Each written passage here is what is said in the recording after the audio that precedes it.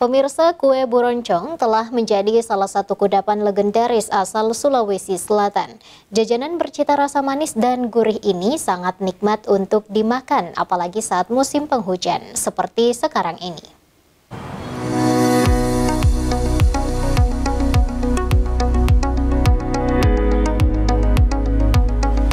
Untuk masyarakat Sulawesi Selatan, siapa yang tidak mengenal yang namanya kue buroncong? Kudapan berbahan dasar santan dan terigu ini menjadi makanan legendaris masyarakat Sulawesi Selatan yang hingga kini masih bertahan. Kue buroncong dengan perpaduan rasa manis dan gurih ini paling cocok untuk dinikmati apalagi pada saat musim penghujan seperti saat ini. Apalagi disantap ketika masih hangat-hangatnya.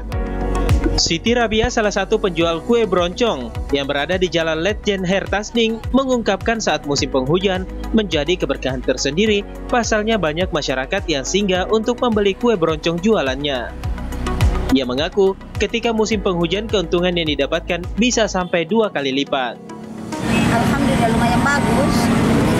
Kan sebelum musim hujan paling-paling cuma sedikit, berapa 2 kilo sampai 3 kilo per hari. Sekarang naik sampai 5 kilo 7 kilo per hari. Kadang-kadang kita campur bulan kan, 2 kali lah satu hari.